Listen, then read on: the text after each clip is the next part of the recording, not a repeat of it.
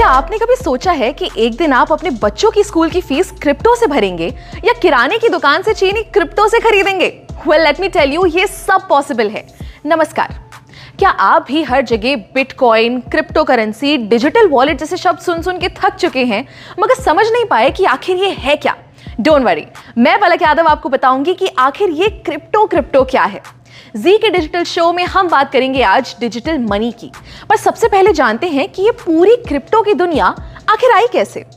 सबसे पहले था बार्टर सिस्टम, जैसे गेहूं के बदले जूते, आम के बदले सेब या नमक के बदले चाय। मगर क्योंकि ये सिस्टम में बहुत सी दिक्कत थी, जैसे कोई आम के बदले सेब ना ले तो फिर मुद्राओं का इस्तेमाल शुरू हुआ। सोने के, चांदी के, तांबे के और भी तरीके के सिक्के इस्तेमाल होने लगे।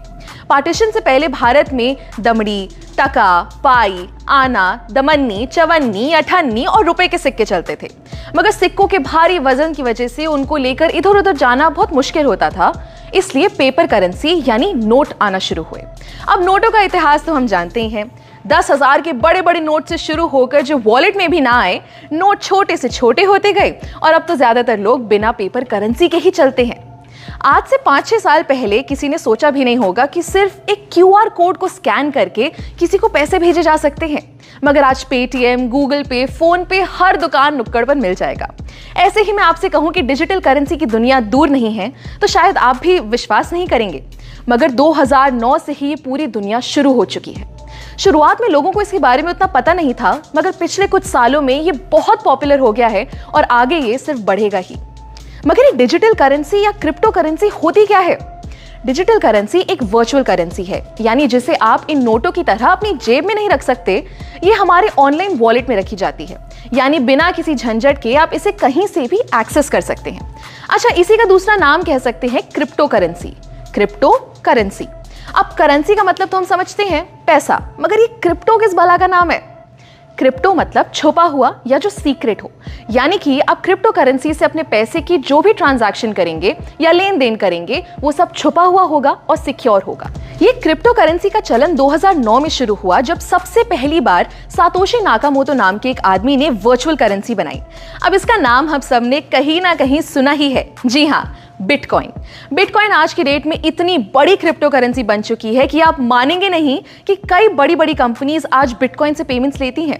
एक मजे की बात बताऊं, अगर आपने 2009 में एक बिटकॉइन खरीदा होता तो आज आपके पास बिना कुछ किए बैठे बिठाए करीब 16 लाख रुपए होते। मगर आज इथेरियम, डॉजकॉइन, टेथर जैसी 19,000 क्रिप्टो करेंसीज बन चुकी हैं। इन करेंसीज को हम खरीद सकते हैं, बेच सकते हैं और चाहे तो इनमें इन्वेस्ट भी कर सकते हैं। अब ये तो हम समझ गए कि क्रिप्टो करेंसी एक तरीके के ऐसे पैसे हैं जिन्हें हम छू नहीं सकते, मगर अगर हम इनसे खरीदेंगे या बेचेंगे तो इसे कोई कंट्रोल कर रहा होगा क्या? जी नहीं, यही खास बात है क्रिप्टो करेंसी की।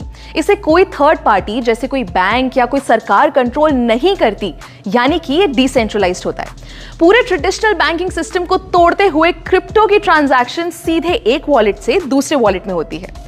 क्रिप्टो करेंसी को पहले उतनी मान्यता नहीं मिली थी। भारत जैसे कई देशों में इसका इस्तेमाल बैन था, मगर धीरे धीरे बहुत से देशों में ये लीगल हो चुका है। मार्च 2020 में भी इंडिया ने क्रिप्टो करेंसी से बैन हटा दिया।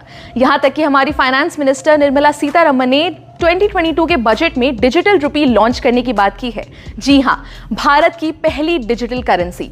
आरबीआई द्वारा लॉन्च की गई ये करेंसी रुपये के बराबर होगी और इसे फिजिकल करेंसी से एक्सचेंज किया जा सकेगा। है ना कमाल की बात? दोस्तों, क्रिप्टो की ये दुनिया जितनी बड़ी है उतनी ही इंटरेस्टिंग भी है, तो इनके बारे में हम जितना जाने उतना कम रहेगा। अगली वीडियो में हम आपको बताएंगे क्रिप्टो से जुड़े एक बहुत अहम चीज के बारे में जिसका नाम है ब्लॉकचेन। तब तक के लिए स्टे ट्यून्ड और देखते रहिए जी न्यूज़ डिजिटल।